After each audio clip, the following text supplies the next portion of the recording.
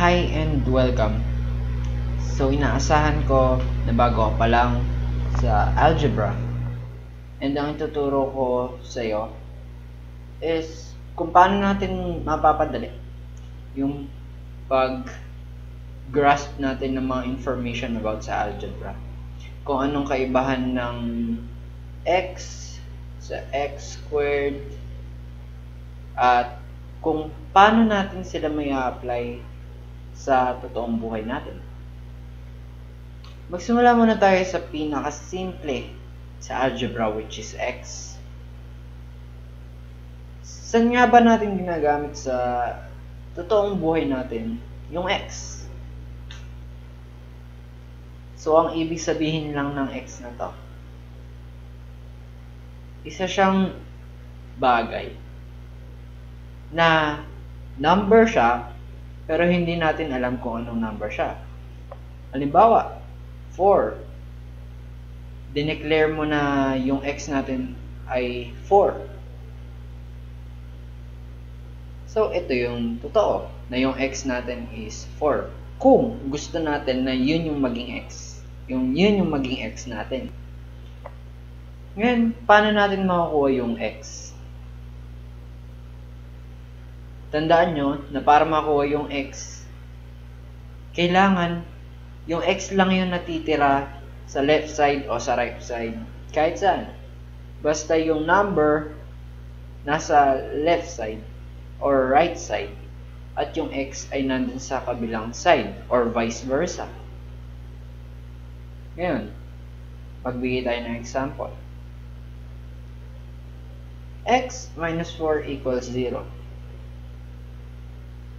Kapag daw, itong x na to na hindi natin alam yung number, kapag minus siya sa 4, ang magiging answer ay 0. So, medyo intuitive na para sa atin to. Kasi alam naman natin na kapag yung 4 minus natin sa 4, 0 yung magiging sagot. Pero, sabihin natin na hindi natin alam yun. Ang gagawin natin, para malaman natin kung ano yung x, mag-a-add tayo ng 4 dito, para mawala yung 4 na to, at matira yung x dito sa left side. At kapag nag-add tayo ng 4 sa left side, mag-a-add din tayo ng 4 dapat sa right side. Yan, isang rule sa algebra. Kung ano yung in-add mo dito sa side na to, dapat i-add mo rin dito sa kabilang side. Kapag na-solve na natin yan, negative 4 plus 4 magka-cancel out, walang matitira, x na lang ay matitira sa kabila, equals 0 plus 4. 0 plus 4 is 4. At yun, nakuha na natin na answer natin, ang x is 4. Ngayon, para ma-check natin yan, papalitan natin yung x dito ng nakuha natin yung sagot na x. So, 4 minus 4 equals 0. 4 minus 4 is equal to 0. 0 equals 0. Ibig sabihin, tama. Nakuha natin sagot. Ngayon, pag-uusapan natin kung ano pinagkaiba ng x sa x squared. Ang dapat lang natin tandaan, ang x squared ay dinoble na x. O, yun yung sagot kapag yung x minultiply natin sa sarili niya. Halimbawa, sabihin natin na yung x natin ay 4 ulit. Ang x squared ng 4 ay 16. Kasi, kapag pinag-times natin yung dalawang 4, 4 times 4, o x times x, kasi yung x natin ay equals to 4, sinabi natin, dineclare lang natin yan na hindi yan rule. x times x is equal to x squared.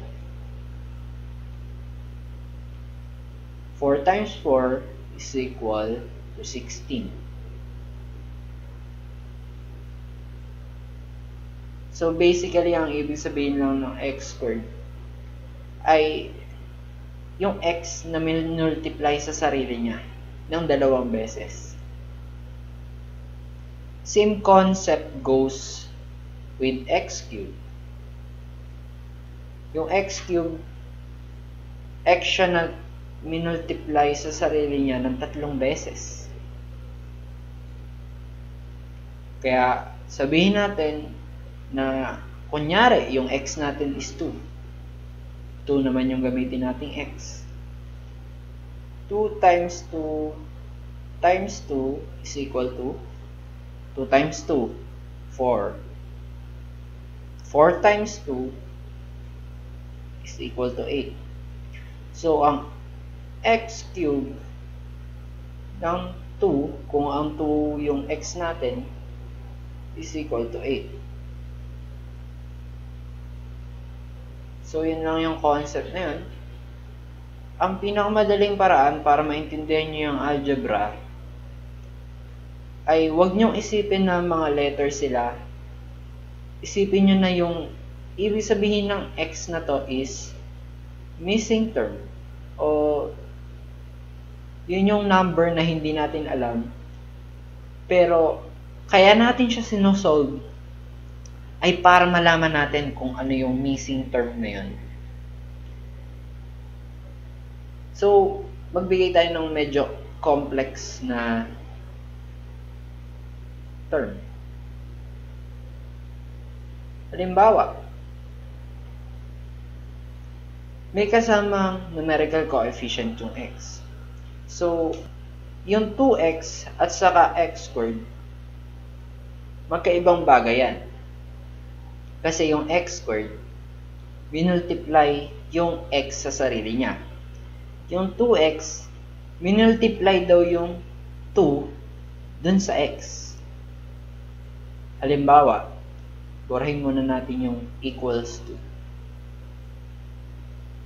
Halimbawa, yung x natin is 2. Ay, hindi.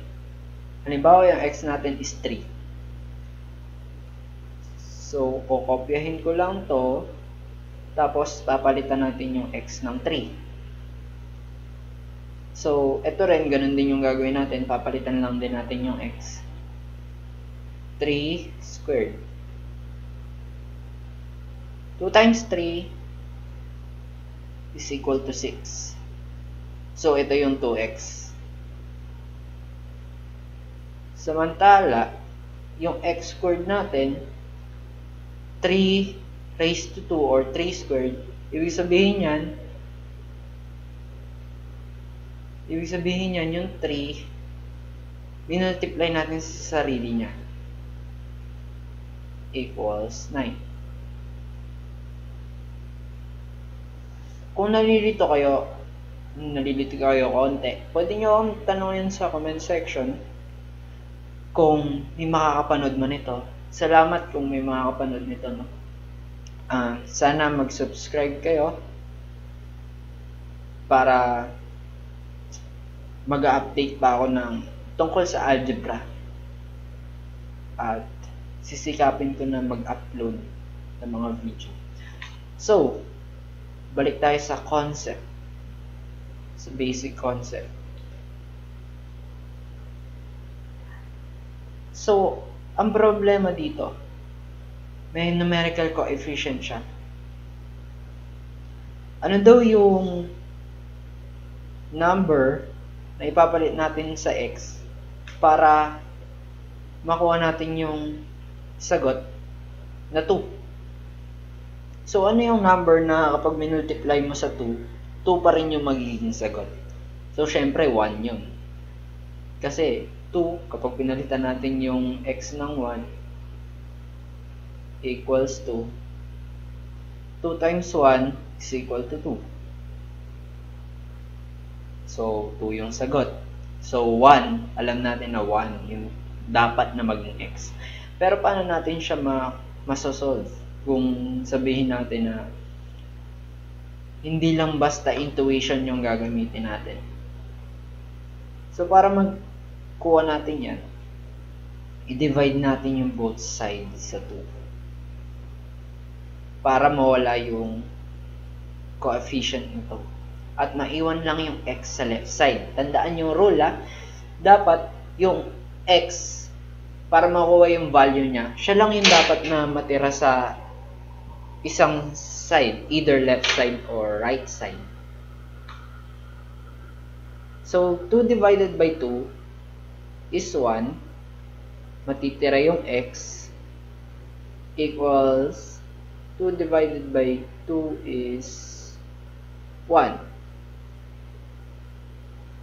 So, tandaan din natin na kapag yung x natin is may coefficient na 1, hindi na siya importante. Pwede na natin siyang disregard. So, ang magiging answer talaga natin is x equal to 1. Na kapag in-evaluate natin, pinalitan natin yung x ng 1 equals 2. 2 times 1 is equal to 2. 2 equals 2. So, tama yung function natin.